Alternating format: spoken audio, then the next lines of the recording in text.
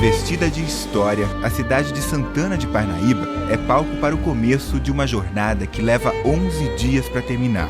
O Caminho do Sol, criado pelo empresário José Palma, nasce aqui. Ter um ambiente para caminhadas contemplativas, né? Um ambiente dotado com infraestrutura, de apoio, com 240 quilômetros de extensão. Mais de 10 mil pessoas já fizeram o percurso desde que ele surgiu em 2001, inspirado nos caminhos de Santiago, feitos na Espanha. As semelhanças estão por todo lado. Setas amarelas indicam o trajeto a ser percorrido, como na Europa. Uma rede de voluntários auxilia os peregrinos igualzinho ao estrangeiro. O caminho acontece na maior parte do tempo por áreas rurais, assim como acontece por lá. E talvez o mais importante, a motivação de quem participa é a mesma. Você abaixa a bola e você vai olhar para dentro. O único preço de você estar aqui, de você trabalhar para eles, é tudo por um sorriso. O Caminho do Sol vai de Santana de Parnaíba até Pirapora do Bom Jesus. Depois passa por Cabreúva, Itu, Salto e Elias Fausto. Continua por Capivari, Mombuca, distritos de Piracicaba, até chegar em Águas de São Pedro, na Casa de Santiago. Antes de pôr o pé na estrada, peregrinos e a nossa equipe de reportagem recebem orientações preciosas sobre o Caminho do Sol. A maneira mais prática de você encaixar a mochila na lombar é fazer isso aqui. Quando você faz isso aqui, ela já vem para o lugar certo. Ganhamos um passaporte que vai sendo preenchido conforme a viagem avança e também um cajado, amigo nas subidas e descidas. Vamos passar a noite nessa pousada histórica do século XVI, uma sobrevivente. Quando aqui era da Espanha e Filipe II determinou que as colônias tropicais obedecessem uma lei, chamada Lei das Índias, que fizesse casas de bons ares. E essa é a última casa de bons ares que tem em São Paulo. Os bandeirantes também sobrevivem em Santana de Parnaíba. Estão eternizados em estátuas e apontam o caminho das riquezas de São Paulo. Personagens como Bartolomeu Bueno da Silva, o Anhanguera, ganha traços fortes. Diabo Velho é a opinião dos índios, que o consideravam feio demais. O trabalho de recriar a história em argila é desse escultor parnaibano, que já colocou uma das esculturas feitas por ele nas mãos do Papa Bento XVI. É como um retrato, quando você pega o jeito da pessoa, o jeito que ela mais ficava na média da vida dela, que você tem na sua mente. Você pegou isso, você tem o cara. Um alçapão leva até a galeria subterrânea, em que o artista diz guardar as almas das estátuas. Toda a expressão que leva o corpo, eu gosto de guardar. Eu devo ter umas 45, 50 cabeças que eu vou guardando, né? E eu vou aumentando os espaços.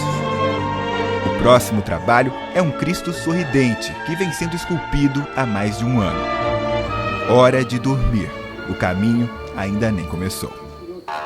7 da manhã. O construtor Ricardo Mihailov, a designer gráfica Júlia Stateri e o empresário Roberto Cartacho vão fazer o Caminho do Sol. São 13 quilômetros até Pirapora do Bom Jesus.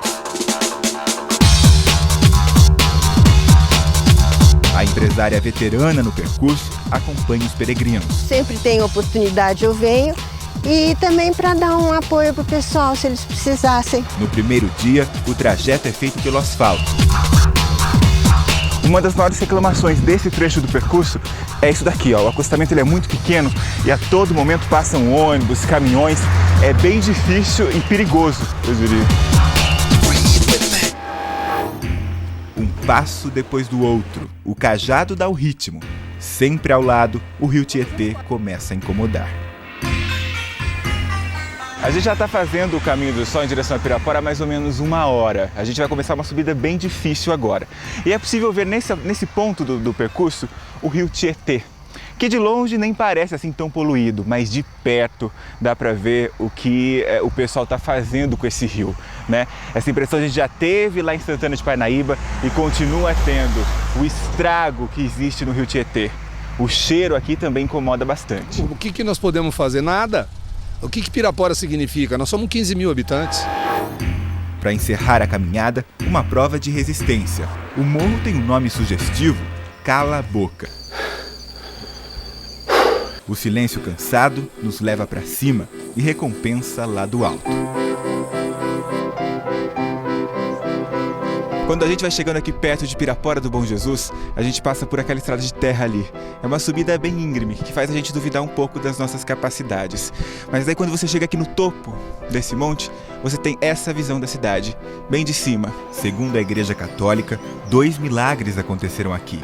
É por isso que grande parte das romarias começam ou terminam nessa cidade. A pobreza da pequena Pirapora consegue encantar com pouco. Nenhum outro milagre aconteceu por aqui, mas a ordem premonstratense de padres belgas que ajudou a formar a cidade fincou raízes. O Brasil era um país desconhecido para nós. O Brasil era um país onde se pulava as serpentes, né?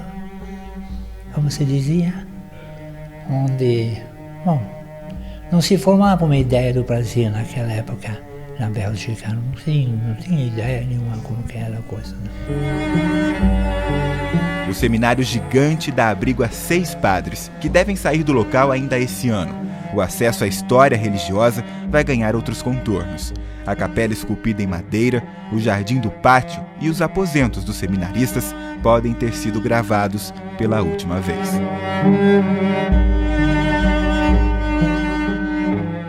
Os peregrinos chegam na primeira parada do caminho e logo fazem um escalda-pé. Tem até receita. Vinagre, copo de álcool, copo de sal grosso e gelo. Cobre metade de gelo e água. O Bom Jesus está de olho e o caminho do sol continua amanhã.